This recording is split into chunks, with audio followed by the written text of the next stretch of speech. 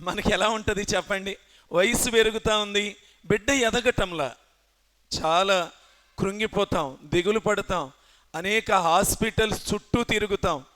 ప్రియులరా, మనం ఎదగాలి, బిడ్డలు ఎదగాలి, ప్రతిదానిలో ఎదుగుదల కోరుకుంటాం. పోయిన సంవత్సరం మన బ్యాంక్ బ్యాలెన్స్ 1000 రూపాయలు ఉంది. ఈ సంవత్సరం కూడా 1000 ఉండాలని అనుకునే వాళ్ళు ఒక్కళ్ళన్నా ఉండారా? ఎవరు అనుకోం, మీరే కాదు నేను అనుకోను. ఇంకాస్త పెరిగితే బాగుండు అనుకుంటాం. ఎదగాలి ఖచ్చితంగా. పోయిన సంవత్సరం అంతా నేను అనారోగ్యాల్లో ఉన్నాను, ఈ సంవత్సరం ఆరోగ్యంలో ఎదగాలి. ప్రతి ఒక్కరము కూడా ఎదుగుదల అనే దానిని ఇష్టపడుతూ ఉంటాం, కోరుకుంటూ ఉంటాం. ఎదుగుదల అనేది చాలా ప్రాముఖ్యమైనది. భక్తి జీవితంలో కూడా ఎదుగుదల ఉండాలి. ప్రియులారా, ఎదుగుదల లేకపోతే గిడసబారిపోవటమైనా జరుగుతుంది. లేకపోతే వాళ్ళకు ఒక పేరు పెడతాం, మరగుజ్జు అని పేరు పెడతాం. ఏ గుజ్జు? మరగుజ్జు. చూడండి, ఇప్పుడు మనిషి ఎదగాలి, తర్వాత ఆ వ్యక్తిలో వ్యక్తిత్వము ఎదగాలి.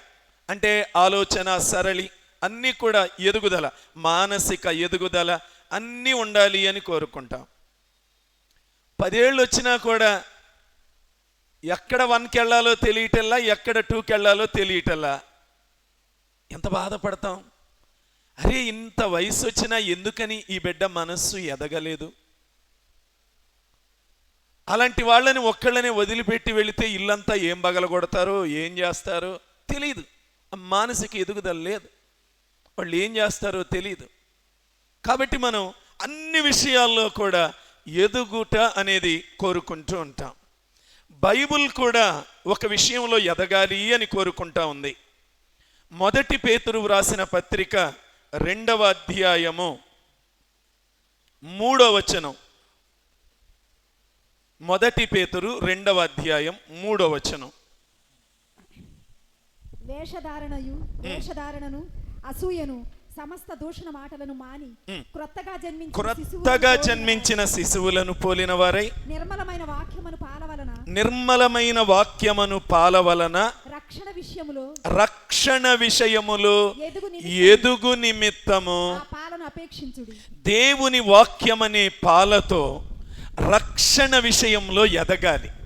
ప్రియులరా, ఈ ఉదయకాలం ఇంకా ఎవరైతే రక్షణ విషయంలో ఎదగని వారుగా ఉంటున్నారో, ఇక్కడున్న వారిలో ఇంకా రక్షణ పొందని వారుగా ఉంటూ ఉన్నారో, ఇప్పుడు మిమ్మల్ని చూసి దేవుడు ఏమనుకుంటాడో చెప్పండి.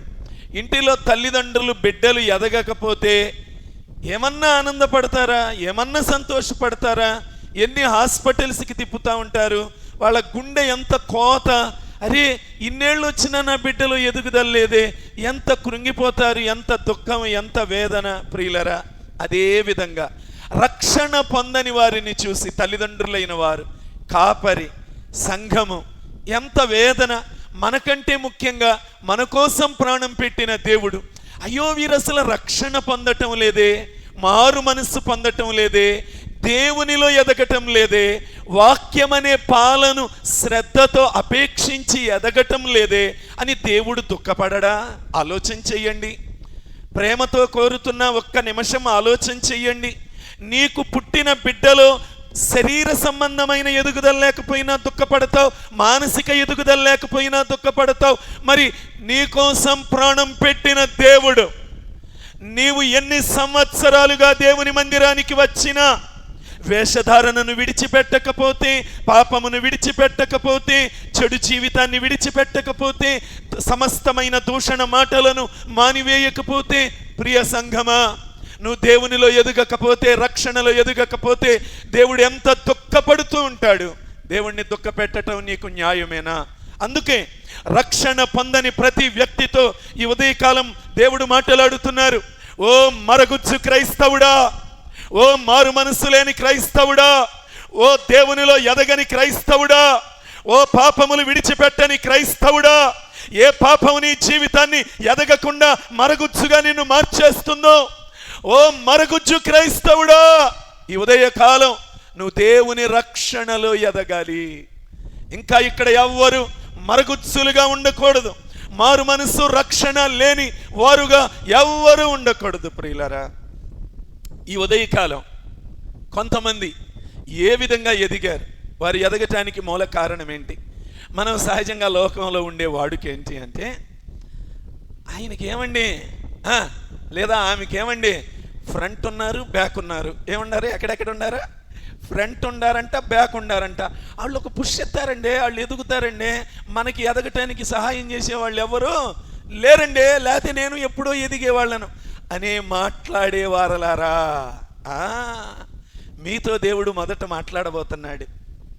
ఒక ఆయనకి బైబిల్లో ఫ్రంట్ ఎవరు లేరు, బ్యాక్ ఎవరు లేరు, సైడు ఎవరు లేరు. అసలు ఆయన పరిస్థితి ఎంత అగమ్యగోచరంగా ఉందో చూస్తే ఆశ్చర్యం కలుగుతుంది. కానీ ఆ వ్యక్తి ఎలా ఎదిగాడు? తానుంటున్న ప్రాంతంలో తనకంటే కొంచెం వయసు పెద్దవాళ్ళు ఇద్దరు ఉన్నారు. వారు బహు దుర్మార్గులంట. ఏంటి చెప్పండి ఒక్కసారి ఆ మాట, బహు దుర్మార్గులు. ఏమండి, నాకు కూడా దేవుళ్ళో బలపడాలని ఉంది, కానీ నా చుట్టూ ఉండేవాళ్ళు అందరు దుర్మార్గులండి. మా ఇంట్లో అందరు దుర్మార్గులండి, మా ఆఫీసులో అందరు దుర్మార్గులండి. నేను ఒక్కడనే ఏడ బతికేది నీతిగా? నీతోనే దేవుడు మాట్లాడుతున్నాడు, నీతోనే. ఆయన చుట్టూ ఉన్న వాతావరణం చెడిపోయి ఉన్నది. ఆయనతో పాటు అక్కడుంటున్న వారు దుర్మార్గులై ఉన్నారు, దేవుణ్ణి ఎరుగని వారుగా ఉన్నారు. ఇంకా వారి హృదయము నిండుగా పాపము నింపబడి ఉన్నది. కన్నుల నిండుగా కామము నింపుకొని బ్రతుకుతున్నారు. అలాంటి వారి మధ్యలో ఈయన ఉంటూ ఉన్నాడట. ఎవరో జ్ఞాపకం వచ్చిందా? ఎవరు?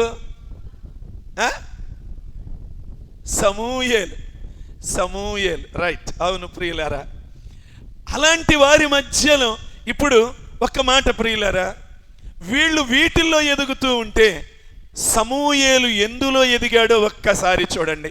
మొదటి సమూయేలు గ్రంథము 2వ అధ్యాయము 21వ వచనం చివరి లైన్. అయితే బాలుడగు సమూయేలు యెహోవా సన్నిధిని ఉండి ఎదుగుచుండెను. ఎక్కడ ఉండి ఎదుగుతూ ఉన్నాడట?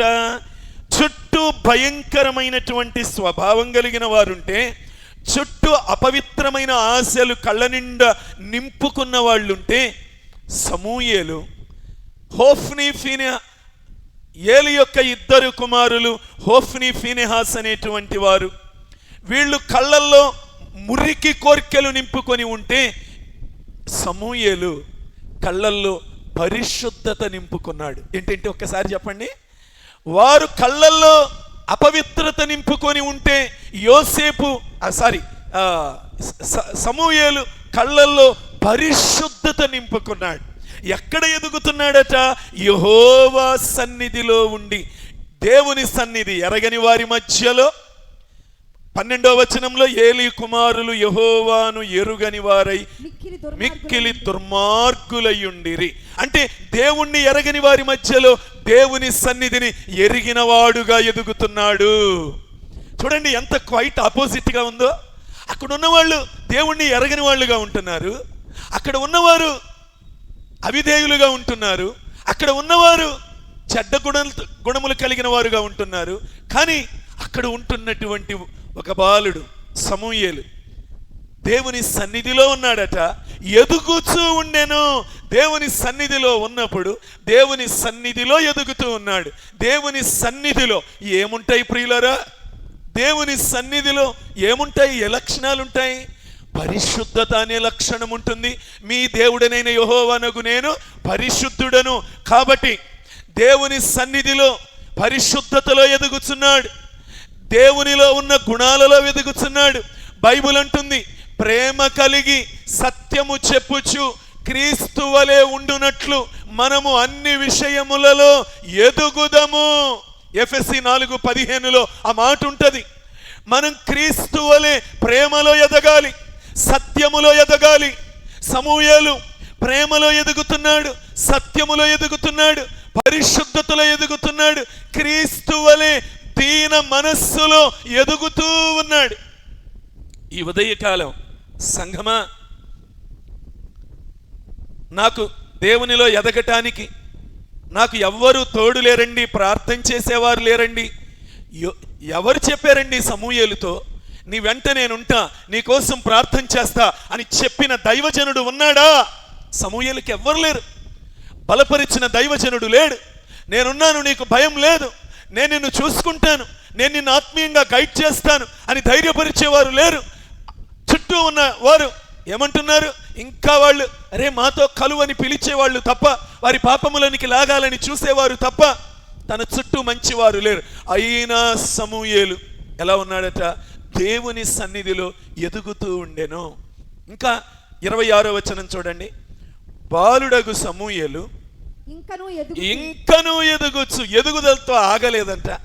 ఇంకా ఎదగాలి, ప్రార్థనలో ఎదగాలి, దేవుని స్వరం వింటంలో ఎదగాలి, ఆత్మీయతలో ఎదగాలి, దేవుని హృదయానికి నా హృదయం దగ్గరగా వెళ్ళేంతగా నేను ఎదగాలి, దేవుని మనస్సులో ఉన్న ఆలోచనలు తెలుసుకునే విధంగా నేను ఎదగాలి, దేవుని ప్రణాళికలు అర్థం చేసుకునే విధముగా నేను ఎదగాలి, దేవుని చిత్తము చేసే విధముగా నేను ఎదగాలి. ఓ ఇంకా ఎదుగుచూ ఉన్నాడు. మనం ఎందులో ఎదుగుతున్నాం ప్రియులారా? ఆత్మీయంగా దేవుని వలె ఉండాలి, నేను దేవుని వలె ఎదగాలి అని నీలోనికి ఆశలు వస్తూ ఉన్నాయా? ప్రియులారా, చాలామంది ఆర్థికంగా ఎదగకపోతే దిగులు పడుతూ ఉంటారు. లోకంలో కొన్ని విషయాల్లో ఎదుగుదల లేకపోతే దిగులు పడుతూ ఉంటారు. కానీ దేవుని వలె, క్రీస్తు వలె నేను బ్రతకలేకపోతున్నానే, ఆత్మీయ జీవితంలో నేను క్రీస్తులాగా బ్రతకాలి, ఆ విధంగా ఆయన గుణలక్షణాలను సంపాదించుకునే విధముగా నేను ఎదగాలి, నేను అలా ఎదగలేకపోతున్నానే అని ఏడ్చేవారు ఉన్నారా? ఈ దినాలలో ప్రియులరా, దేనికోసం నీ కన్నీరు, దేనికోసం నీ ఆవేదన, దేనికోసం నీ దుఃఖం? దేవుని వలె ఎదగాలి అనే దుఃఖం ఉన్నదా? తన చుట్టూ ఎవ్వరూ బలపరిచేవారు లేకపోయినా ఆయన హృదయంలో ఉన్న కోరిక నేను క్రీస్తులో ఎదగాలి. అది ఆయన అంతరంగంలో ఉన్న లోతైన ఆశ. నీ అంతరంగంలో ఈ లోతైన ఆశ కలిగి ఉంటా ఉన్నావా? నీలో ఆ ఆశ ఉంటే దేవుడు నిన్ను ఎదిగేటట్లుగా చేస్తాడు. నీ ఎదుగుదలను ఎవరు ఆపలేరు. నీ అంతరంగంలో నేను దేవునిలో ఎదగాలనే ఆశలు లేకపోవటాన్ని బట్టి అనేక మంది ఎదగలేకపోతున్నారు. నువ్వు ఎదగాలి అంటే దేవుని వాక్యం అనే పాలను శ్రద్ధతో అపేక్షించాలి.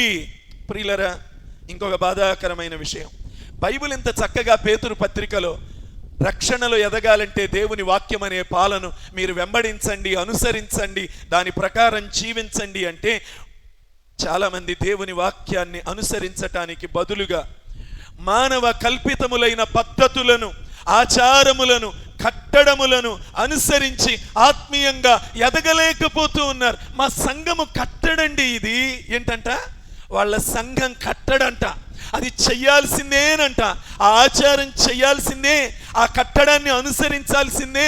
మనుష్యులు కల్పించిన పద్ధతుల ప్రకారం నడుచుకుంటూ అనేక మంది ఆత్మీయంగా గిడసబారిపోతున్నారు, ఎదగలేకపోతున్నారు. ఆచారములకు బానిసలైన వారు ఆత్మీయంగా గుడ్డివారైపోతూ ఉన్నారు. దేవుని వాక్యమును సంపూర్ణముగా అనుభవించలేని వారుగా వారు ఉండిపోతా ఉన్నారు ప్రియులారా. అందుకే తమ జీవితాలలో దేవుని ఉద్దేశాలు వారు మానవులు కల్పించిన పద్ధతుల ప్రకారం నడుచుకునే వారికి దేవుని ఉద్దేశాలు, దేవుని ప్రణాళికలు అర్థము కావు ప్రియులారా. అందుకని వారు ఆత్మీయంగా ఎదగలేరు. అందుకే వాటికి దూరంగా జరగాలి. దేవుని వాక్యాన్ని శ్రద్ధగా అనుసరించాలి, వాక్యానుసారంగా మనం నడుచుకోవాలి. ప్రియులారా, నేను కొంచెం ముందుకెళ్తాను. దేవుడు కొంతమంది యొక్క ఎదుగుదల మన కళ్ళ ముందు పెట్టాడు. ఎలా ఎదిగారా? అర్థం కానంత మెట్టులో ఎదిగారు. సమూయేలు ఎదిగాడు. సమూయేలు ఎక్కడి నుంచి ఎక్కడి వరకు అంటే ప్రియులరా, ఒక్క మాట చదవండి, 3వ అధ్యాయం 19-20 వచనములు. సమూయేలు పెద్దవాడు కాగా యెహోవా అతనికి తోడయ్యున్నందున అతని మాటలలో ఏదియు తప్పిపోలేదు. యెహోవాకు ప్రవక్తగా స్థిరపడినని తాను మొదలుకొని బెయేర్షెబా వరకు ఎంత ఎదిగాడో చూడండి. దేశం యొక్క కాశ్మీర్ మొదలుకొని కన్యాకుమారి వరకు అని మనం ఎలా మాట్లాడుకుంటామో, దాను మొదలుకొని బెయేర్షెబా వరకు యెహోవా యొక్క ప్రవక్త సమూయేలు, ఆయనకు దేవుడు తోడుగా ఉన్నాడు, ఆయన దేవునిలో ఎదుగుతూ ఉన్నాడు, ఆయన మాట్లాడిన మాటలలో ఏది తప్పిపోదు. ఎంత మెట్టులోనికి ఎదిగాడు, ఆయన మాట స్థిరం, ఆయన మాట తప్పిపోదు. అంటే ఆయన దేవునిలో ఉన్నతమైన మెట్టుకు ఎదిగాడు కాబట్టి ఆ మాటల్లో ఏది తప్పిపోలేదు అని ప్రజలు కూడా తెలుసుకున్నారు. ప్రియులరా, మనం ఏదైనా దేవునిలో ఎదగగలుగుతున్నామా? మన గురించి ఈ వ్యక్తి చెప్పే మాటల్లో తప్పిపోవటం లేదు, వీరు ఆత్మీయంగా ఎదుగుతున్నారు, వీరు ప్రార్థన చేసి ఈ మాట చెప్తున్నారు, వీరు దేవునిలో ఎదిగారు, వీరి మాట ఖచ్చితంగా నెరవేరటం నేను చూడగలుగుతున్నాను అని నువ్వు దేవునిలో ఇతరులు సాక్ష్యం చెప్పే విధముగా ఎదగగలుగుతున్నావా? ఉన్నదా భక్తి జీవితంలో ఈ ఎదుగుదల? ఎంత కాలమున్నా పుస్తకం తెరవకపోతే అరగంట ప్రార్థన రాదు. ఏంటి, పుస్తకం తెరిసే ప్రార్థన చేయాలా అరగంట? అరే 4-5 గంటలు మంచినీళ్ళ ప్రాయంగా మోకాళ్ళు ఉంచితే ప్రార్థన వెళ్ళిపోతుంది. అసలు పుస్తకం తెరవకపోతే కొంతమందికి ప్రార్థన రాదు. నువ్వు ఏం ఎదిగావు దేవునిలో? వాక్యం నీ రక్తమాంసాలుగా ఎక్కడ మారింది?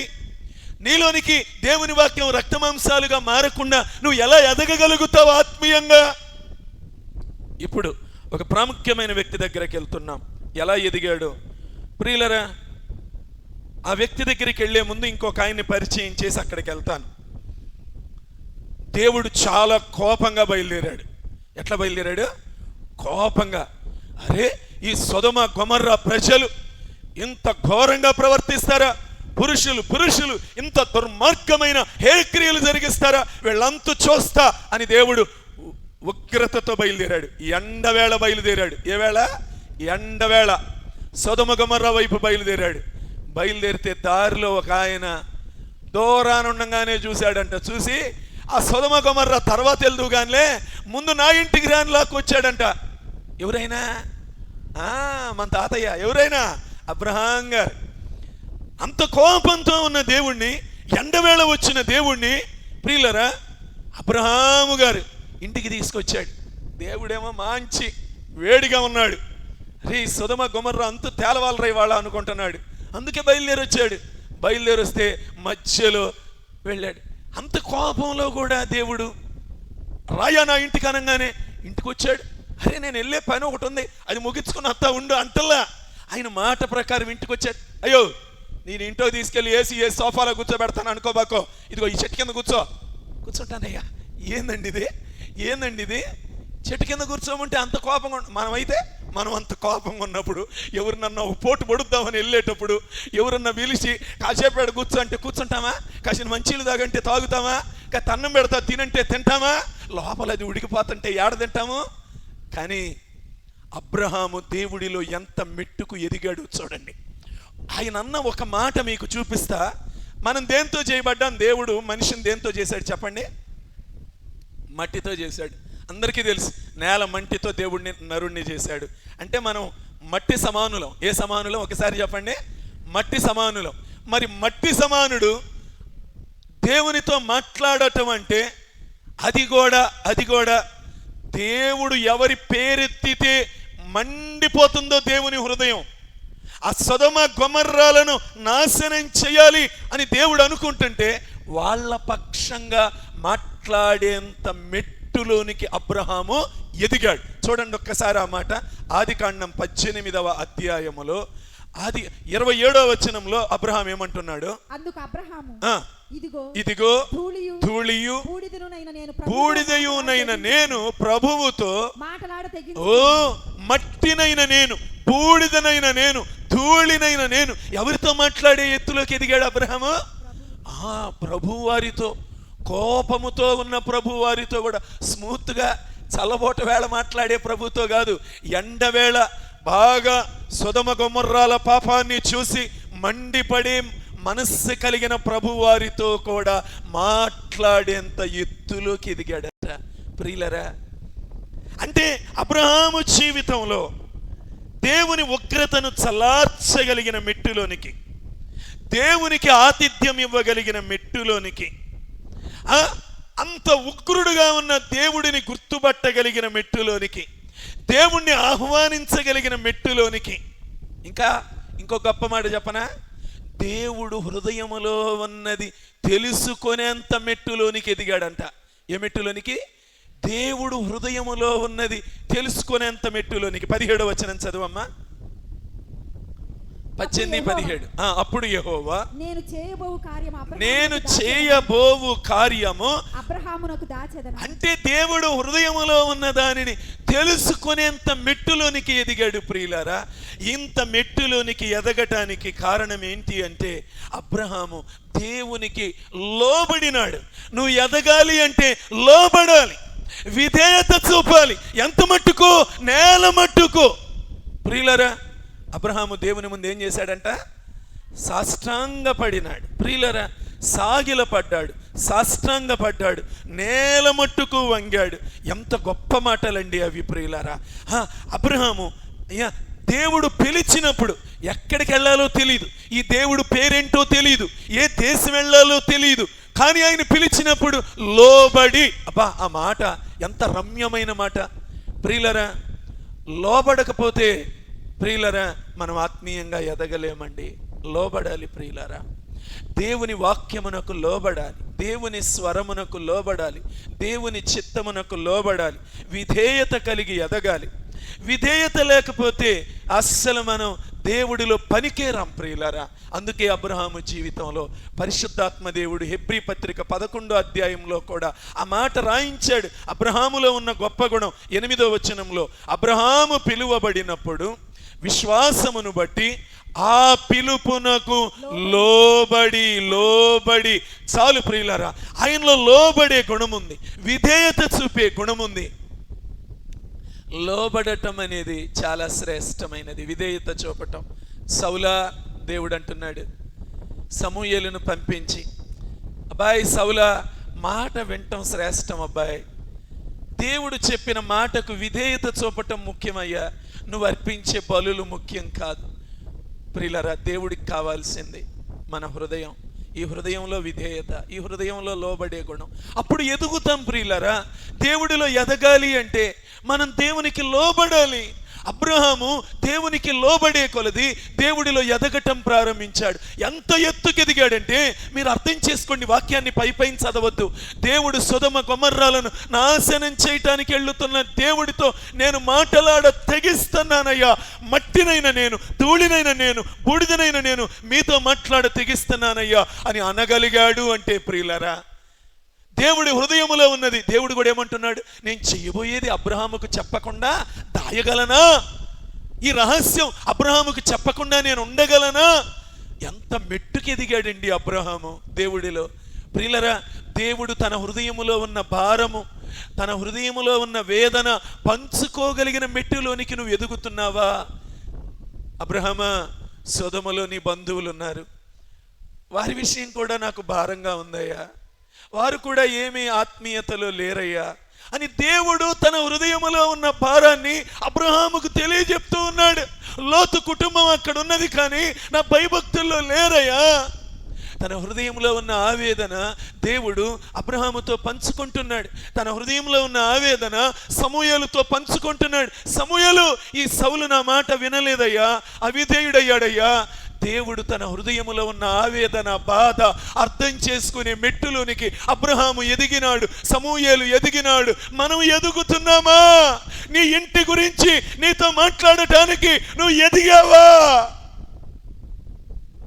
నువ్వు దేవుడి సన్నిధిలో లోబడుతున్నావా? నీ బిడ్డల గురించి మాట్లాడటానికి, నీ కుటుంబం గురించి మాట్లాడటానికి దేవుడి సన్నిధిలో, లేదా నువ్వు ఎవరెవరి గురించి భారం కలిగి ఉండి మొర్ర పెట్టాలో దేవుడు మాట్లాడటానికి నువ్వు దేవునికి లోబడుతున్నావా? నీ ఆత్మీయ జీవితంలో ప్రభువులో ఎదుగుతున్నావా? నీ ప్రార్థన ఎదుగుతున్నదా? నీ వాక్య ధ్యానం ఎదుగుతున్నదా? ఆత్మీయుల సహవాసంలో ఎదుగుతున్నావా? ఎక్కడ ఎదుగుతున్నావు? ప్రియులారా, అబ్రహాము జీవితంలో దేవునికి లోబడి ప్రార్థన బలిపీఠాలు కట్టుచు ఎదుగుచూ వచ్చాడు. ఆ ఎదుగుదల ఎక్కడి వరకు వెళ్ళిందంటే ప్రభు హృదయములో ఉన్నది తొంగి చూడగలిగేంత వరకు అబ్రహాం ఎదిగేశాడు. ప్రభు అంటే ఆకాశ మహాకాశాలు పట్టజాలని వాడు. ఆకాశ మహాకాశాలు పట్టజాలని దేవుడి హృదయములో ఏముందో అక్కడకు వెళ్ళి దేవుని హృదయములో ఉన్న దానిని చూడగలిగినంతగా అబ్రహాము ఎదిగాడు. అబ్బా, ఎంత గొప్ప మెట్టు ప్రియులరా! అంత ఉన్నతమైన మెట్టులోనికి అబ్రహాం ఎదిగాడు. మనం భూమి మీద మనమేమో ఈ అల్పకాలం ఉండే వాటి కోసం వాటి మీద దృష్టి పెట్టి ఆత్మీయంగా ఎదగటం అనేది పక్కన పెట్టి ఎంత నష్టపోతూ ఉన్నాం ప్రియ సంగమా. ఈ ఉదయకాలం ఇంకొక ఆయన గురించి చెప్పి నేను ముగిస్తాను. ఇంకొక ఆయన గురించి చెప్తాను. ఈయన బైబిల్లో చాలా చాలా ఆశ్చర్యం. ఈయన గురించి దేవుడే ఒక మాట చెప్పాడు. ఆ మెట్టులోకి ఈయన ఎదిగాడు. ఈయనకి 10 మంది పిల్లలు ఉన్నారు, 7,000 గొర్రెలు ఉన్నాయి, 3,000 ఒంటెలు ఉన్నాయి, 500 జతల ఎట్లు ఉన్నాయి, 500 ఆడుగాడిదలు ఉన్నాయి. అంటే వీటితో ఈయన ఏం చేస్తూ ఉంటాడు? వ్యవసాయం చేసుకుంటా ఉంటాడు. అంతే కదా. ఇలాంటి వాడి గురించి దేవుడు ఏమని సంబోధించాడు? ఈ వ్యక్తి ఏ మెట్టులోనికి ఎదిగాడు? ఒకసారి ఈయన ఎవరో చెప్పండి. యోబు. ఓ, పిల్లలు కూడా చెప్పారు, వెరీ గుడ్. యోబు. ఈయనకి దేవుడు ఏ పేరు పెట్టి పిలుస్తున్నాడో చూడండి. ఈయన ఏ మెట్టులోనికి ఎదిగాడు. యోబు గ్రంథం 1వ అధ్యాయం 8వ వచనం. అందుకు యెహోవా, నీవు నా సేవకుడైన యోబు సంగతి ఆలోచించితివా? ఏంటంటే నీవు నా సేవకుడైన యోబు సంగతి. ఏమండి, నా సేవకుడైన యోబు ఏ ఊర్లో సేవ చేశాడండి? ఏమండి చెప్పండి ఒక్కసారి. యోబు గారు ఏ ఊర్లో సేవ చేశాడు? ఊసులో సేవ చేశాడు. ఎక్కడ కట్టాడమ్మా? మందిరం చూసి వచ్చారు వెళ్ళి. ప్రియులరా, ఆయన సేవ చేయలా, కానీ దేవుడు ఆయన్ని గురించి ఏమంటున్నాడు? నా సేవకుడైన యోబు. అబ్బా, అసలు ఆ పదం చూడండి, ఎంత దీవెనకరమైన పదము. ఈ ఉదయం నేను ఎక్కువగా చెప్పాలనుకున్న వాక్యం ఈయన గురించే. యోబు ఈ విధంగా ఎలా ఎదిగాడు? 10 మంది పిల్లల్ని పెట్టుకొని ఇన్ని వేల గొర్రెలు, ఒంటెలు, ఎడ్లు, ఆడుగాడిదలు కలిగి, బహుమందు పనివారు కలిగి, ఇంత ఆస్తి కలిగినటువంటి యోబు ప్రియులరా, నా సేవకుడు అని దేవుని చేత ఎలా పిలిపించుకున్నాడు? అబ్బాయి, నువ్వు ఆయన సంగతి ఆలోచన చేసావా? ఏం ఆలోచన చేస్తానులే. అక్కడికి ఒకడు వచ్చాడు. ఎవరాడు? మామయ్య. మదనపల్లి రాజశేఖర్ గారు పెట్టిన పేరు, నేను పెట్టిన పేరు కాదు. సాతానికి ఆయన ఏమని పేరు పెట్టాడంటే మామయ్య అంట. మీ మేనమామయ్యగా, అందుకాడంటే నీకు ఇష్టం అంటాడు ఆయన వద్దాక. సరే ప్రియులరా, వీడు దేవుని సన్నిధిలోనికి వచ్చాడు. ఎవరు సాతాను గుణం ఏంటి ఒక్కసారి చెప్పండి. భూమి మీద సహోదరుల మీద ఏం మోపేవాడు? 12:10 ప్రకటనలో ఉంటుంది. వాడి పనే ఏంటంటే సహోదరుల మీద నేరాలు మోపటం. అది వాడి పని. ఇప్పుడు నా సేవకుడైన యోబు సంగతి ఆలోచన చేసావా అంటే వీడు బుర్రగొక్కుంటున్నాడు. సహజంగా ఏం చేయాలి? యోబులో ఈ లోపం ఉంది, యోబులో ఈ నేరం ఉంది, ఈ తప్పిదం ఉంది అని చెప్పాలి కదా. అది చెప్పటంలా చెప్పకుండా అంటున్నాడు, నువ్వు ఆయన ఇంటి చుట్టూ కంచె వేశావు కదా. ప్రియులరా, ఈ మాట ఎంత అద్భుతమైన మాట నిజంగా. అంటే దేవుడు ఎప్పుడు కంచేస్తాడు? యోబు ప్రార్థన ద్వారా. జాగ్రత్తగానండి, తన ఇంటిలో పనివాళ్ళు ఉన్నారు, చాలా మంది పనివాళ్ళు ఉన్నారు. పనివాళ్ళు కానీ గుర్తుపెట్టుకోండి, యోబు 10 మంది బిడ్డలు కానీ, యోబు భార్య కానీ, వీళ్ళల్లో ఎవ్వరూ కూడా దేవుని కంచెను దాటిపోకుండా తగిన జాగ్రత్తలు తీసుకున్నాడు. పనివారు దాటిపోలేదు. దేవుని కంచె దాటి యోబు కుటుంబము కానీ దేవుని పరిధిని, దేవుని అదుపును, దేవుని భద్రతను, ఇదిగో ఇక్కడి వరకు మాకు సరిహద్దులు, ఇదిగో ఈ మాట దాటి మాట్లాడకూడదు 10 మంది బిడ్డలకి నేర్పించాడు, భార్యకు నేర్పించాడు, పని వాళ్ళందరికీ నేర్పించాడు. సరే, భార్యకి బిడ్డలకి నేర్పించాడంటే ఒక అందం ఉంది. వాళ్ళ మాట వింటారు. పనివాళ్ళు ముందేమో నమస్తే సార్ అంటారు, వెనక పోయి దొబ్బుతారు. సహజంగా అంటే అందరని కాదు, ఎక్కువగా 100కి 90 మంది ఈ బ్యాచ్ ఉంటారు. అయినా కూడా వాళ్ళను కూడా దేవుని పరిధి దాటకుండా దేవుని భద్రతలో ఉండేటట్లుగా చూసుకున్నాడు యోబు. ఎంత మెట్టులో ఉంటున్నాడు ప్రియులారా. ఎవరిని మృంగుదునా అని మీ విరోధి అయిన అపవాది గర్జించి సింహము వలె ఎవరిని మృంగుదునా అని వెతుకుచూ తిరుగుతుంటే యోబు ఇంటిలో కాలు పెట్టడానికి అవకాశం లేని విధముగా ఎదిగాడు. ప్రియులనా, అసలు సైతాను ఆ ఇంటిలో కాలు పెట్టలేకపోయింది. ప్రతి పనివారి మీద శ్రద్ధ కలిగి ఉన్నాడు, బిడ్డల మీద శ్రద్ధ కలిగి ఉన్నాడు. ప్రియులరా, చూడండి ఎంత గొప్ప విషయమో. అందుకే చాలామంది నిజంగా కొంతమంది బయట కొంచెం సాక్ష్యం మంచిగా ఉంటారు, కానీ ఇంటిలో సాక్ష్యం సరిగ్గా ఉండదు. ఇంట్లో వాళ్ళకి తెలుసు కదా మన మన మన భక్తి, మన ప్రవర్తన, మన నడత. అందుకే ఓ సామెత ఉంటుంది, ఏమని ఉంటుంది? ఇంట్లో ఏగల మోత, బయట పల్లకీల మోత అని ఉంటుంది. బయట మంచి పేరే ఉంటుంది, కానీ ఇంట్లో వాళ్ళని కదిలిస్తే ఒకసారి పాస్టర్ గారు సంఘంలో ఒక ఆయన చనిపోయాడట. సంఘంలో ఒక ఆయన చనిపోయాడు. చనిపోతే అందరు వచ్చి ఆయన్ని గురించి నిజముగా సంఘములో ఈయన ఎంత గొప్పవాడు, ఎంత దీనుడు, ఎంత మంచివాడు అని అందరూ వచ్చి సాక్ష్యాలు చెబుతున్నారంట. ఆ గుంపులో భార్య పక్కన కొడుకును పెట్టుకుని కూర్చొని ఉందంట. అంటుందంట, రే ఆ సమాధి పెట్టులో ఉంది, మీ నాన్నో కాదో వెళ్ళి చూసిరా పోరా అంటే ఆమెకి తెలుసు ఆయన సాక్ష్యం. అందుకని ఆమె ఏమంటుంది, ఎల్లిలో చూసిరారా మీ నాన్నో కాదో అంటుందంట. అంటే ప్రియులనే చూడండి, బయట కొంతమంది మంచి సాక్ష్యం ఉంటారు కానీ ఇంటిలో సరైన సాక్ష్యం ఉండదు ప్రియులరా. కానీ యోబు జీవితంలో, కుటుంబంలో కూడా ఆయన ఏమాత్రము ఆయన మీద నేరస్థాపన చేయటానికి అవకాశం లేకుండా ఆయన జీవించాడు. ఇందాక చెప్పాను, ఏలీ కుటుంబంలో దేవుడు చాలా కఠినమైన మాటలు మాట్లాడాడు. ఏం చేసినా కూడా ఆ ఇంటిలో ఉన్నటువంటి పాపము విషయమై ప్రాయశ్చిత్తము జరుగదు. 13వ వచనం చూడండి, 3:13, 1 సమూయేలు 3వ అధ్యాయం 13.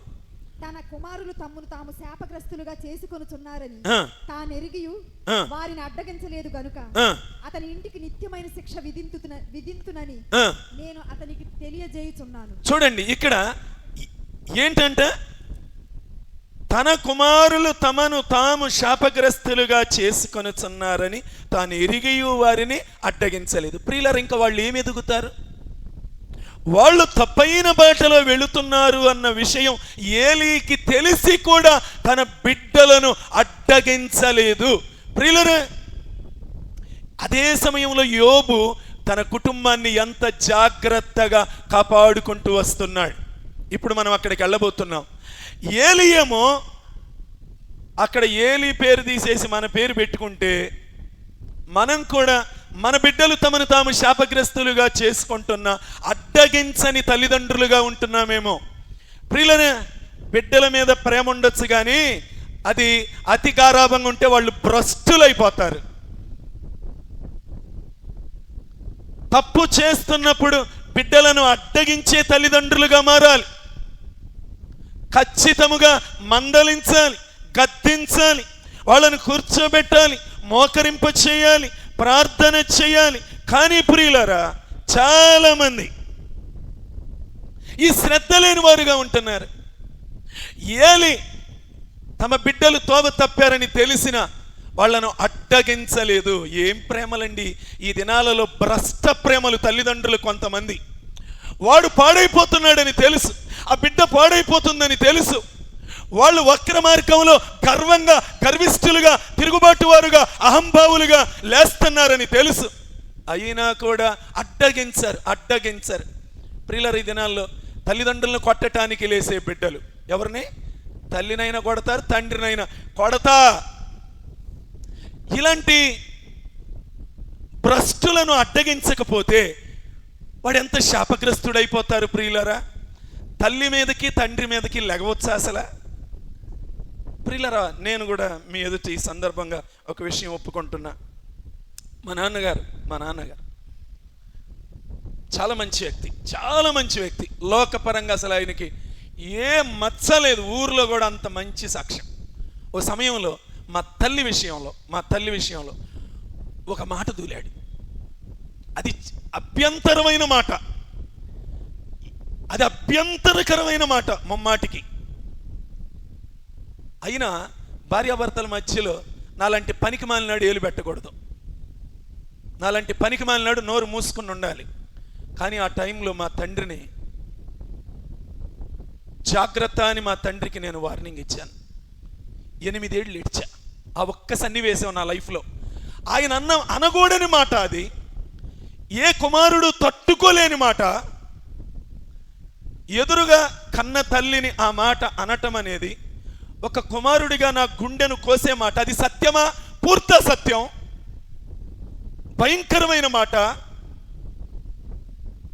8 ఏళ్ళు ఏడ్చా, 8 ఏళ్ళు ఏడ్చా ఒక్క సన్నివేశంలో. అయ్యో నా తండ్రిని ఇలాగా ఎదిరించానే, ఆ సమయంలో అలా మాట్లాడానే, ప్రభువా నేను అలా మాట్లాడకుండా ఉండాల్సిందయ్యా.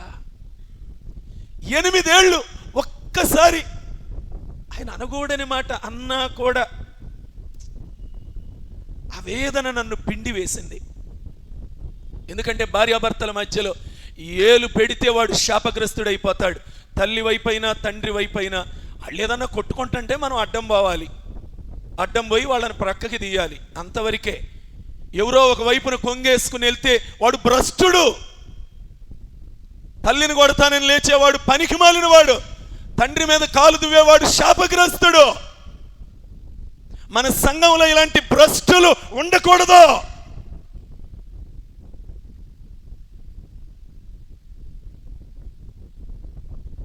వాళ్ళ విలువ నీకేం తెలుసు? పశువు అయితే తెలియదు, పశువు పుటికెత్తితే తెలియదు, మనిషి పుటికెత్తితే తల్లి విలువ తండ్రి విలువ అర్థమవుతుంది. ఒక మాటకి 8 ఏళ్ళు ఏడ్చా.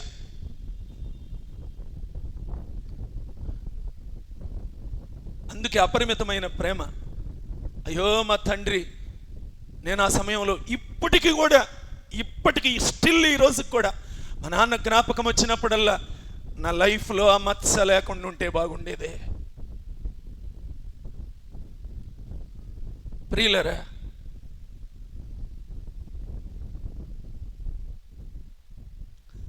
అందుకే బిడ్డలను కూడా అడ్డగించాలి, వాళ్ళను తిట్టాలి. యోబు ఏం చేశాడు? 1వ అధ్యాయం 5వ వచనం. వారి విందు దినములు పూర్తి కాగా యోబు తన కుమారులు పాపము చేసి తమ హృదయములలో దేవుని దూషించిరేమో అని వారిని పిలువనంపించి వారిని పవిత్రపరిచి అరుణోదయమున లేచి వారిలో ఒక్కొక్కరి నిమిత్తమై దహన బలి అర్పించుతూ వచ్చాడు. ఏం చేస్తున్నాడు? నిజానికి యోబు పిల్లలు కూడా దేవుని భయభక్తులు కలిగిన వారే, లేకపోతే సైతాను ఈజీగా ఇంట్లో ప్రవేశించుండేవాడు, కంచె ఉండేది కాదు. యోబు ఇంటి చుట్టూ కంచె ఉందంటే అర్థం ఏంటి? యోబు బిడ్డలు దేవుని భయభక్తులు కలిగిన వారే, అందుకే సైతాన్ ఇంటిలో కాలు పెట్టలేకపోయాడు. అయినా కూడా నిత్యము దేవుని సన్నిధిలో వాళ్ళను పెట్టి ప్రార్థన చేయించుతూ ఉన్నాడు. ఎక్కడైనా హృదయంలో తప్పిపోతూ ఉన్నారేమో, ఎక్కడన్నా వాళ్ళ హృదయములో దేవునికి అయిష్టమైనవి అవిధేయమైనవి ఏవైనా వారిలో రూపుదిద్దుకుంటూ ఉన్నాయేమో. ప్రియులరా, ఇలాంటి కుటుంబాన్ని బిడ్డలను కాపాడుకునే మంచి సాక్ష్యం యోబులో ఉన్నది కాబట్టే యోబును దేవుడు ఏమని సంబోధించాడు? నా సేవకుడు. యోబు ఎదుగుతూ ఉన్నాడు. ఎలా ఎదుగుతున్నాడు? దేవుడు మంచి సాక్ష్యం చెప్తూ ఉన్నా కూడా తన బిడ్డలను కూర్చోబెట్టుకొని రోజు ప్రార్థన చేస్తూ ఉన్నాడు. ప్రార్థన చేయించే తల్లిదండ్రులు ఉన్నారా? బిడ్డలను కూర్చోబెట్టి పాపములు ఒప్పింప చేస్తూ హృదయమును తెరిచి నోరు తెరిచి చెయ్యి ప్రార్థన చెయ్యి అనేవాళ్ళు లేరు. 4 మాటలు మంచి మాటలు వీళ్ళ ముందు ఐసయ్య మాటలు చెప్తే ఉప్పొంగిపోతా ఉన్నారు తప్ప, అయ్యో అసలు ఈ బిడ్డ రక్షణ లేదే, దేవుని భయము లేదే అని ఏ మాత్రము కూడా పిల్లల విషయంలో శ్రద్ధ లేని వారుగా ఉంటా ఉన్నారు. లేదు సంగమా, యోబు ఎదుగుతూ ఉన్నాడు, తన కుటుంబం యొక్క బాధ్యత తీసుకుంటూ ఉన్నాడు. మనం ఎదగాలి.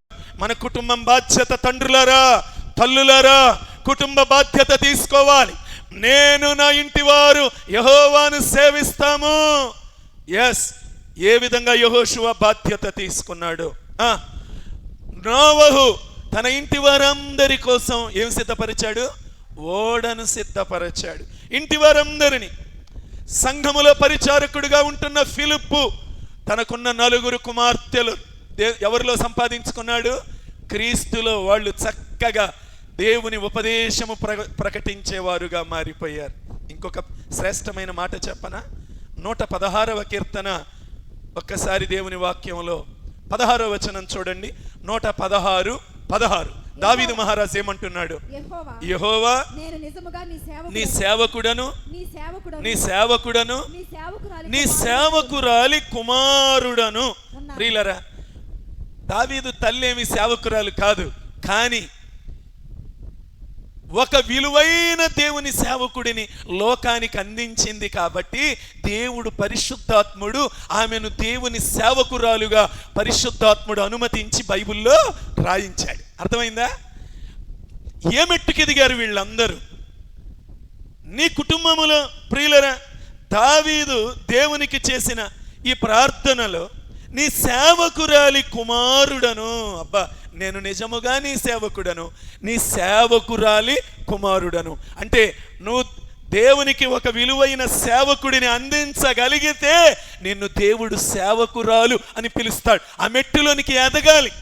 తల్లులకి ఆశలు ఉన్నాయో లేవో, తండ్రులకి ఆశలు ఉన్నాయో లేవో. కొంతమంది ప్రార్థనలు మాత్రం మా బిడ్డలు అలా అవ్వాలి, ఎలా అవ్వాలి, ప్రవక్తలు అవ్వాలి అని ప్రార్థన చేస్తారు. వాళ్ళకి భక్తి నేర్పించరు, అసలు వాళ్ళను తిద్దరు. నువ్వు మాట్లాడే తప్పు, నువ్వు నడుచుకునే తప్పు, నోరు ముయ్యి అంతం చేతగాని తల్లులు తండ్రులు. ప్రియులరా, ఎలా తయారవుతారు మన బిడ్డలు? మనం దేవునిలో ఎదిగితే, మనం ప్రార్థనా పరులుగా మారితే. ప్రియులరా, నిజంగా అందుకే దావీదు దేవుని సేవకుడుగా, దేవుని హృదయానుసారుడుగా ఎలా మారిపోయాడు. ఆయన కూడా గొర్రెల దొడ్డిలో ఉన్నవాడు ఎదుగుతా ప్రభువుకి స్తుతులు అర్పించే కొలది ఎదుగుతున్నాడు, ప్రార్థన చేసే కొలది ఎదుగుతున్నాడు, దేవుణ్ణి ఆరాధించే కొలది ఎదుగుతున్నాడు. నీ ఇంటిలో ఈ ఎదుగుదల ఉండాలి. ఇంటిలో రక్షణ సునాద గీతాలు వినబడాలి. మారు మనసు పొందేవారు ఒక్కొక్కరు మార్పు చెందుతూ ఉండాలి. ప్రియులరా, నీ ఇంట్లో స్తుతులున్నాయా? నీ ఇంటిలో ఆరాధన ఉన్నదా? ఈ ఉన్నాయో లేవో గాని అరుపులు, గొడవలు, కొట్లాటలు, పోట్లాటలు, నీ అంతు తేలుస్తాను, తొడలు కొట్టుకోటాలు, పోట్లాటలు, ఇవి మాత్రం కుటుంబాలలో రంకెలు, ఇవి మాత్రం ఇళ్ళ నిండుగా అయ్యే సైతాను స్థావరాలుగా మారిపోయినాయి. దేవుని ఆలయాలుగా ఉండాల్సిన కుటుంబాలు, దేవునిలో ఎదగాల్సిన కుటుంబాలు, అనేక కుటుంబాలు ఈ రోజున సైతాను నివాసం ఉండే భయంకరమైన కొంపలుగా మారిపోయినాయి. కారణం దేవునిలో ఎదగకపోవటం. దేవునిలో ఎదగకపోతే ఎవరొచ్చి నివాసం చేస్తారు నీ ఇంటిలో? దయ్యాలు, గొడవలు. అందుకే దేవునిలో ఎదుగుదాం. వ్యర్థమైన మాటలు ఆపేసి ప్రార్థన చేద్దాం అనేవాళ్ళు ఇంటిలో లేవాలి. మాట చారుతుంది, ఇక ఆగి మోకరిద్దాం అనేవాళ్ళు లేవాలి. ఇళ్లలో ఒక పాట పాడుకుందాం, ఇది ఇంతటితో ఆపేద్దాం. అది ఆత్మీయంగా ఎదగటం అంటే. ఇలాంటి ఎదుగుదల మన కుటుంబాల్లో ఉన్నదా ప్రియులారా? ఎదగాలి ప్రియులారా. అందుకే దావీదు ఎదిగి ఎదిగి ఎదిగి ఏ మెట్టుకు ఎదిగాడో తెలుసా? ఆయన ప్రార్థన అద్భుతం. ఒక వచనం మెమరబుల్ వర్స్ ఉంది బైబిల్లో. 2 సమూయేలు 7:29 ఏంటో చెప్పండి.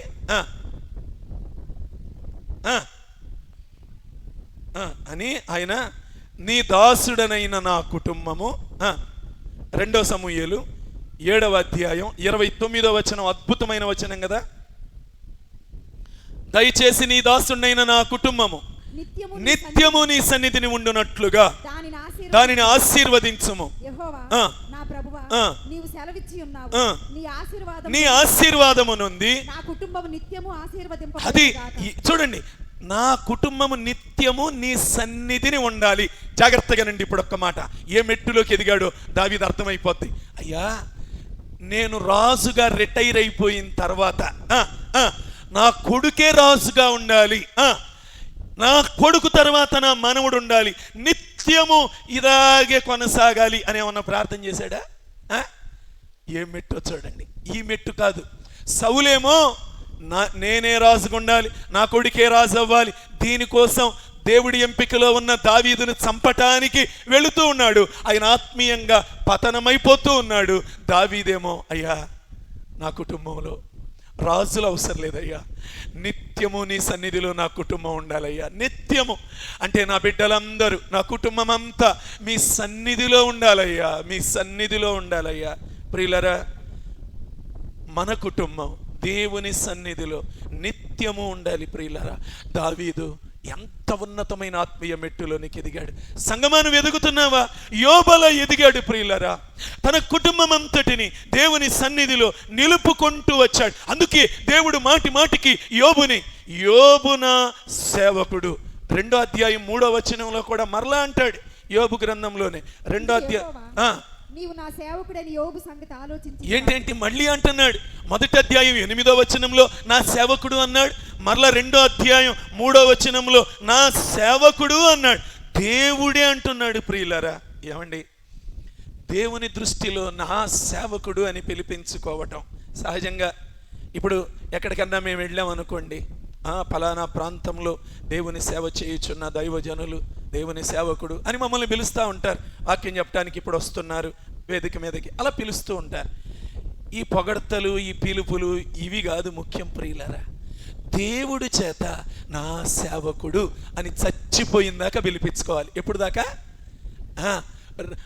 మోషేని దేవుడు నా సేవకుడైన మోషేకు వ్యతిరేకంగా మాట్లాడటానికి మీరు ఎందుకు భయపడలేదు అంటాడు. సంఖ్యాకాండం 12వ అధ్యాయంలో అంటాడు. మరలా మోషే చచ్చిపోయిన తర్వాత యెహోషువ గ్రంథం 1వ అధ్యాయం 1వ వచనంలో మరలా ఏమంటాడు? నా సేవకుడైన మోషే. అక్కడ కూడా మరలా అంటే చనిపోయిన తర్వాత కూడా యెహోవా సేవకుడైన మోషే మృతి నొందిన తర్వాత, అంటే చచ్చిపోయిందాకా నా సేవకుడు, దేవుని సేవకుడు అని మోషే పిలువబడ్డాడు. ఇక్కడ కూడా ఏమని పిలువబడుతున్నాడు? ఎవరు? ఇన్ని జరిగిన తర్వాత ఏమేం జరిగినాయి? 10 మంది బిడ్డలు చచ్చిపోయారు. ఆస్తి 7,000 గొర్రెలు, 3,000 ఒంటెలు, 500 జతల ఎడ్లు, 500 ఆడుగాడిదలు, పనివారు అందరినీ కోల్పోయిన తర్వాత కూడా యోబు నోటి మాటతో కూడా దేవుడిని నొప్పించలా, దేవుడికి వ్యతిరేకముగా మాట్లాడాలా. ఇంత జరిగిన తర్వాత కూడా ప్రియులరా, అది ఎదగటం అంటే పరీక్ష వచ్చినప్పుడు, శ్రమ వచ్చినప్పుడు, శ్రమలో నిలబడగలగటం, దేవుని సన్నిధిని వదిలిపెట్టకుండా శ్రమ వచ్చిందిలే ఇప్పుడు ప్రార్థనకి రాలేనులే అంటం కాదో. నువ్వు ఎదగటం అంటే అప్పుడే నువ్వు దేవుని సన్నిధికి రావాలి. అది ఎదగటం అంటే. ప్రియులరా, ఇన్ని కష్టాల మధ్యలో కూడా యోబంట దేవుడు అన్యాయము చేశానని చెప్పలేదు. అందువల్ల దేవుడు మరలా అంటున్నాడు, నా సేవకుడైన యోబు. ప్రియులరా, ఇక్కడ ఇంకొక మాట చూడండి, ఎంత మెట్టుకు ఎదిగాడు. పిల్లల విషయంలో ఎదిగాడు అన్న విషయం చూపించాను. అందరి బిడ్డలు హృదయంలో పాపం చేశారేమో అని కూడా వాళ్ళల్లో సరిదిద్దుతూ నిత్యము వాళ్ళతో ప్రార్థన చేస్తూ ఎంత మెట్టులోకి ఎదిగాడో చూడండి. తరువాత ఈ 2వ అధ్యాయంలో మనకు కనబడేది అతి ప్రాముఖ్యమైనది భార్య, యోబు భార్య. ప్రియులరా, ఇక్కడ మనం గమనించినప్పుడు నిజంగా కుటుంబము అన్న తరువాత కొన్ని సమస్యలు ఎదురవుతూ ఉంటాయి. భార్యతో భర్తకు, భర్తతో భార్యకు. మీరు ఈ 2వ అధ్యాయం దగ్గరకు వచ్చేసరికి 9వ వచనం చూసిన తర్వాత ఎవరైనా అనే మాట ఏంటంటే, యోబు భార్య నీవింకా యథార్థతను వదలవా, దేవుణ్ణి దూషించి చావు అంది. మరణము కమ్ము అంటే చావు, చచ్చిపో. యోబు గ్రంథంలో భయంకరమైన మాట ఇది, చాలా భయంకరమైన మాట. చూడండి, ఇక ఇంత భయంకరమైన మాట ఇంకొక మాట లేదు. మనమైతే ఏమనుకునేవాళ్ళం అంటే, ఇంత గొప్ప భక్తుడికి ఇట్లాంటి రాక్షసి లాంటి భార్య వచ్చింది. ఏ భార్య? రాక్షసి లాంటి భార్య వచ్చింది. ఆ సుడిగుండమో, ఆ సుడో, ఆ గాలో, ఆకాశం నుంచి అగ్నో వచ్చి ఆమె మీద దిగితే పేడ వదిలిపోయేది, యోబు బయటపడేవాడు అనేవాళ్ళమా కాదా? ఖచ్చితంగా అనేవాళ్ళం. మీరు అనరులే, మీరు మంచోళ్ళు. నాలంటోడు ఖచ్చితంగా అనేవాడు. నాలంటాడు అక్కడుంటే ఖచ్చితంగా ఇట్లాంటి మాటలే వచ్చిండి. మీరంటే ఆత్మీయంగా ఉన్నతులు, మీరు అనరు అట్లాంటి మాటలు. ఇప్పుడు నేను అంటున్నా, జాగ్రత్తగానండి. ఇక్కడ ఖచ్చితంగా అరణ్య మార్గం గుండా ఆ సుడిగాలు వచ్చు, ఆకాశంలో నుండి అగ్ని వచ్చో ఏదో ఒకటి ఈమె మీద గురిసుంటే పేడ వదిలిపోయేది అని ఖచ్చితంగా అనేవాళ్ళం. కానీ యోబు ఎక్కడా కూడా ఈ మాటలు విన్న తర్వాత ప్రియులరా, దేవుడు కూడా ఎందుకు వదిలిపెట్టాడో మరి యోబు భార్యని. ప్రియులరా, వదిలిపెట్టాడు ఎందుకో తెలుసా? 10 మంది పిల్లల్ని మళ్ళా కనాలి, చాలా ప్రసవ వేదన అనుభవించాలి యోబు భార్య. అంతేకాదు యోబు భార్య చాలా ఉత్తమురాలు కూడా. వెళ్దాం, అక్కడికి కూడా వెళ్దాం ప్రియులరా.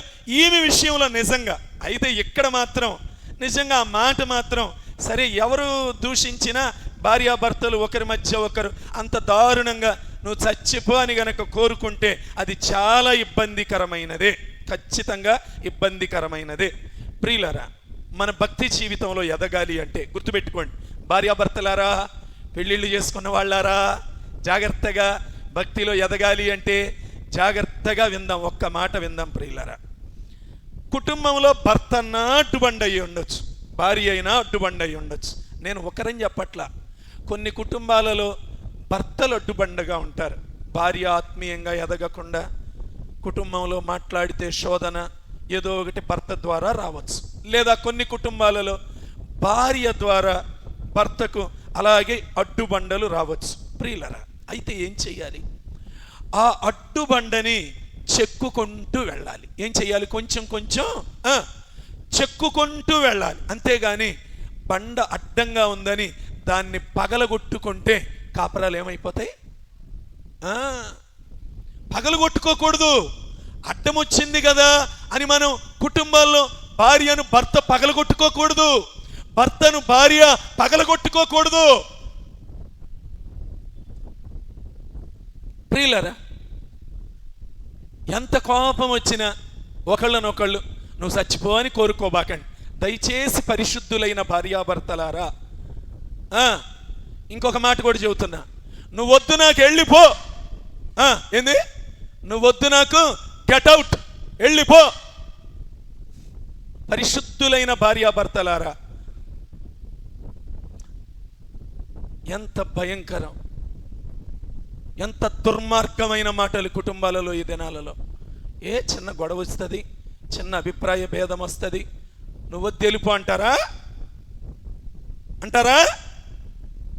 భార్యను భర్త అనొచ్చా? భర్తను భార్య అనొచ్చా? అది కుటుంబమా, నరకమా? ప్రార్థన చేసే పెదవులా, సైతానికి అద్దెకిచ్చిన పెదవులా? ఏ పెదవులండి మనయ్యి? చెప్పండి. ఎందుకులే ఆ మాట, మీ అయ్యేలే. లేదు ప్రియులరా, లేదు ప్రియులరా, చాలా కుటుంబ జీవితంలో చల్లా చెదురు చేసుకోకూడదు సంసారాన్ని. యోబు జీవితంలో మొక్క చెక్కలు అయిపోయే పరిస్థితి. ఎవరైనా సరే పో, ఇలాంటి టైంలో ఇంత బాధాకరమైన మాట, నా చావును కోరుకున్నావు, నీకు నాకు తెగతెంపులే అంటారు. కానీ యోబు ఆ మాట అనలేదండి, యోబు ఆ మాట అనలేదండి. నిజంగా ప్రియులరా, యోబు మనస్సులో అనుకొని ఉంటాడు, ఈ భూమి మీద మిగిలింది నా బాధను పంచుకోవటానికి, నన్ను ప్రేమగా తిరిగి దగ్గరకు తీసుకోవటానికి, పలుకరించటానికి. ఒకవేళ ఆమె ఉన్నదేమో, దేవుడు యెహోవా ఇచ్చాడు, అన్ని తీసుకున్నాడు, కానీ దేవుడిచ్చిన ఈ భార్యను తీసుకోలేదు అని యోబు దేవుడిని స్తుతించి ఉంటాడు ఖచ్చితంగా. అలానే దేవుడు నీకు ఇచ్చిన భార్యను బట్టి భర్తలారా దేవుణ్ణి స్తుతించాలి, భార్యలారా మీకిచ్చిన భర్తను బట్టి దేవుణ్ణి స్తుతించాలి. ఎవరికైనా దేవుడు తగిన వాళ్ళని ఇస్తాడు. ఏమండి, మనకి ఎవరు తగిన వారో వాళ్ళనే ఇస్తాడు. చచ్చిపోయిందాక ఇక అదే మనసులో ఉండాలి తప్ప అనవసరంగా నిన్ను చేసుకున్నా ఏందంట, ఇంకొకళ్ళని చేసుకుంటే ఎప్పుడో నిన్ను గొయ్యి తీసి పూడ్చిపెట్టుండేవాడు ఆ వ్యక్తి కాబట్టే నిన్ను బతకనిచ్చాడు. అట్లానే రివర్స్లో ఇది కూడా, ఎప్పుడో అన్నంలో ఏదో ఒకటి కలిపి పెట్టేది ఈమె కాబట్టే నిన్ను భరించింది. అందుకని నోటితో ఎప్పుడు నిన్ను కాకుండా ఇంకొకళ్ళు అయితే అనే మాటే రాకూడదు, ఆ మాటే రాకూడదు. ప్రియులరా, నిజంగా యోబు భార్య దైవ దోషకురాలే ప్రియులరా. మూర్ఖపు మాటలతో యోబు మీద దాడికి దిగింది. ఒక దైవజనుడు అన్న మాట చెప్తున్నాను వినండి. చచ్చిన శవానికి కూడా పౌరుషం వచ్చే మాటలంటతో యోబు భార్య రెచ్చగొట్టిందంట. ఏ మాటలో? చచ్చిన శవానికి వినపడ్డా కూడా పౌరుషం వచ్చిందంట యోబు భార్య అన్న మాటలు. కొంతమంది స్త్రీల నోరులు అలానే ఉంటాయి. ఏంది చెప్పండి? కొంతమంది స్త్రీలు ఇక వదలరు, ఇక దాన్ని తెగిందాక వదలరు. ఈ భర్త ఎన్నన్నా కదిలించుకో మాట కలపట్ల ఆయన కూడా నోరు కలిపితే ఇంకా 4 అనొచ్చని ఎదురు చూస్తారు. అనకపోయేసరికి ఇంకా ఇంకా ఇక ముసురు దినమున సూరు నుండి పడుతున్నా అట్లాగా ఎప్పుడు జోక్యం చేసుకుంటాడా అని వదులుతానే ఉంటారు.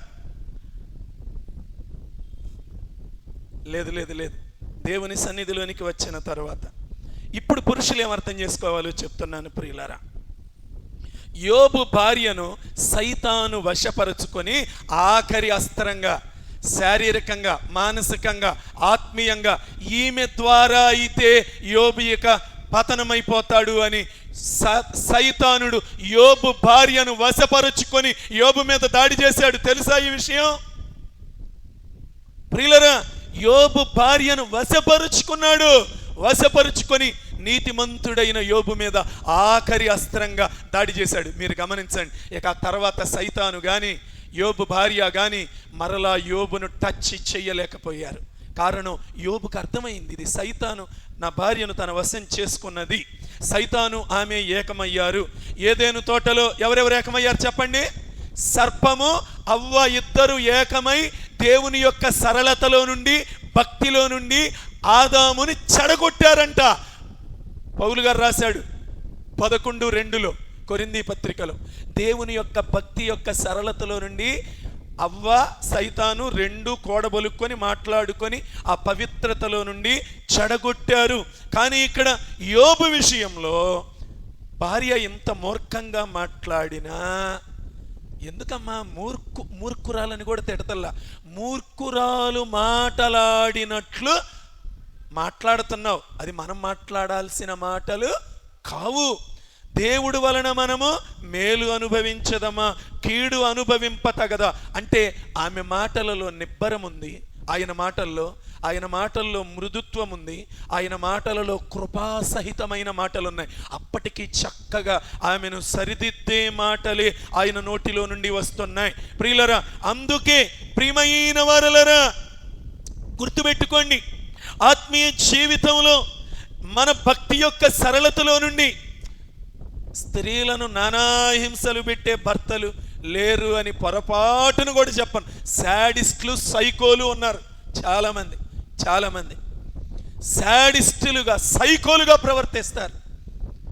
సైతాను వారిని తన వశం చేసుకొని భార్యను ఆత్మీయంగా ఎదగకుండా వారి భక్తి మెట్టులో నుంచి ప్రక్కకు లాగటానికి ప్రయత్నం చేస్తుంది. ప్రియులరా, ఇక్కడ మనం గమనించినప్పుడు నిజంగా యోబు ఒకవేళ ఆయన భార్య కోసం అసలు ఎలాంటి ప్రార్థన చేసుంటాడా, ఏ మెట్టులోకి ఎదిగాడు అనేది నేను మీకు చెప్తా ఉన్నాను. ప్రియులరా, అయ్యా ఈమెను మీరు నాకు భార్యగా ఇవ్వటం నాకు ఎంత గొప్ప భాగ్యమయ్యా. నాతో కలిసి కాపురం చేసి 10 మంది బిడ్డల్ని కంది. ఒక తల్లికి ఒక్క బిడ్డ పోతేనే అది గుండె కోతయ్యా. ఎంతమంది పోతే? ఒక్క బిడ్డ పోతేనే. కానీ 10 మంది బిడ్డలు చచ్చిపోయినా కూడా మనసు దిటవు చేసుకొని బ్రతుకుతుందయ్యా. ఎంత రంపపు కోత ఒక తల్లిగా నా భార్య అనుభవించి ఉంటుంది. ఇంత దుఃఖం తన హృదయంలో కట్టలు తెంచుకొని ఆ ఆవేశంలో వచ్చిన మాట తప్ప ఆమెకు వేరే కోపం నా మీద లేదయ్యా. నిజానికి నేను చనిపోవాలని ఆమె ఆశ కాదయ్యా. ఆమె ఆశ నేను బ్రతికుండాలని. ఇంత నష్టం జరిగిన ఓర్చుకున్నది, సహించింది, భరించింది, ఆస్తులన్నీ పోయిన అని. ప్రియులరా, దేవుని సన్నిధిలో యోబు తన భార్య పక్షంగా విజ్ఞాపన చేసి ఉంటాడు. ప్రియులరా, అందుకే యోబుని చూసి దేవుడు, ఆహా ఎంత ఎదిగాడు ఈ బిడ్డ, ఎంత ఉన్నతమైన మెట్టులోనికి ఎదిగాడు. చివరికి యోబు స్నేహితులు వచ్చి ఎంత యోబుని దిగజార్చాలి, కృంగదీయాలి అని చూసినా కూడా చివరిగా 42వ అధ్యాయములో అక్కడ కూడా దేవుడు అంటున్నాడు 8వ వచనంలో కాబట్టి చివరి లైన్లో ఏలయనగా నా సేవకుడైన యోబు పలికినట్లు మీరు నన్ను గూర్చి యుక్తమైనది పలుకలేదు. అక్కడ కూడా దేవుడు ఏమంటున్నాడో చూడండి. 7వ వచనంలో 3వ లైన్లో కూడా నా సేవకుడైన యోబు పలికినట్లు, 8వ వచనంలో నా సేవకుడైన యోబు పలికినట్లు. ప్రియులారా, ఇప్పుడు చూడండి, బిడ్డల విషయంలో, భార్య విషయంలో, స్నేహితుల విషయాలలో ఓర్చుకునే మెట్టులోనికి ఎదిగాడు. శ్రమలు ఓర్చుకున్నాడు, నిందలు ఓర్చుకున్నాడు, అవమానాలు ఓర్చుకున్నాడు. అంత మెట్టులోనికి ఎదిగాడు కాబట్టి దేవుడు యోబును నా సేవకుడు. చివరికి యోబు ప్రార్థన చేస్తే స్నేహితులకు కూడా దేవుడు మేలు చేశాడు. వారి పూర్వ క్షేమ స్థితి మరల వారికి కూడా వారు బ్రతకటానికి దేవుడు యోబు ప్రార్థనను అంగీకరించాడు అని బైబిల్లో వ్రాయబడింది. చివరికి ఆత్మీయంగా ఎదిగిన యోబు, ఇన్ని కష్టాలు, శ్రమలు, అవమానములు ఓర్చుకున్న యోబు, మీరు తర్వాత ఇంటి దగ్గర చదువుకోండి, 29వ అధ్యాయం ఇంటి దగ్గర చదువుకోండి. ఎంతమందికి మేలు చేశాడో, తండ్రి లేని వారికి తండ్రిగా మారాడు, ఎదిగాడు. మొర్ర పెట్టిన దీనులకు సహాయం చేశాడట. 11వ వచనం చివరి లైన్. 12వ వచనంలో తండ్రి లేని వారికి సహాయము చేశాడట. విధవరాండ్ర హృదయాన్ని సంతోష పెట్టాడంట 13వ వచనంలో. ఇవన్నీ యోబు చేస్తూ ఎదుగుతూ వెళ్ళాడు కాబట్టి దేవుడు యోబుని, నువ్వు దీనులకు, మొర్ర పెట్టిన దీనుల మొర్ర విని సహాయం చేశావు, తండ్రి లేని వారికి సహాయం చేశావు, విధవరాండ్ర హృదయాన్ని సంతోష పెట్టావు, అందుకే నువ్వు ఉన్నతమైన మెట్టులోనికి ఎదిగావయ్యా, నువ్వు నా సేవకుడివి అని దేవుడు యోబును అంగీకరించాడు. ఎన్ని శ్రమలు వచ్చినా దేవుని పాదాలు వదిలిపెట్టలా.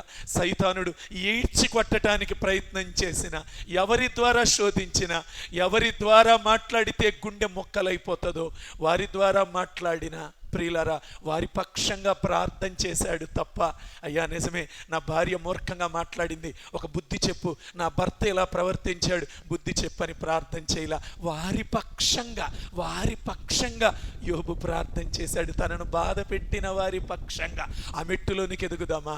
యేసయ్యా నేను కూడా, నువ్వు దీన మనసు. ఆయన చూడండి, తను తాను తగ్గించుకొని, ఏమండి, సిలువ మరణం పొందినంతగా దీనుడిగా మారాడు. అందుకని దీనత్వంలో ఎదగాలంటే, అయ్యా నీవెలా దీనుడుగా ఎదిగావో అలా దీనుడిగా ఎదగటం నాకు నేర్పించయ్యా అని ప్రార్థన చేస్తే ఎదుగుతాం.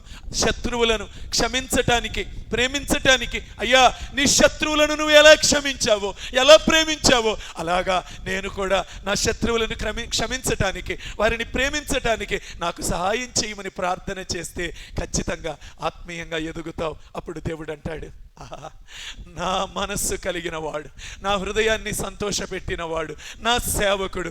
ఏ మెట్టులో దేవుడు నిన్ను చూడాలనుకుంటున్నాడో తెలుసా? ఆయన సేవకుడు, ఆయన సేవకురాలు. ఆ మెట్టులోనికి ఎదుగుతావా?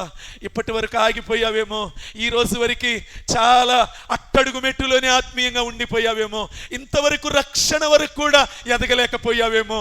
ఈ రోజైనా యేసయ్యా నేను ఎదుగుతానయ్యా, ఆత్మీయంగా చాలా దిగజారిపోయి ఉన్నానయ్యా, క్రింద మెట్టులో ఉన్నానయ్యా, లోబడే గుణం లేదు, విధేయత లేదు, చెప్పిన మాట ప్రకారం లోబడి నడుచుకునే గుణం లేదు, నన్ను క్షమించయ్యా, ఈ రోజు నుండి లేస్తానయ్యా, ఆత్మీయంగా ఎదుగుతానయ్యా. అబ్రహాము లోబడినప్పుడు ఎంత ఎత్తుకు ఎదిగాడు. మీ గుండెల్లో ఉన్నది ఏంటో చూడగలిగినంత మెట్టుకు పరలో మీరు ఆకాశ మహాకాశాలు పట్టజాలని దేవుడు అంత ఎత్తుకు ఎదిగి మీ గుండెల్లో ఉన్న రహస్యాలు చూశాడయ్యా.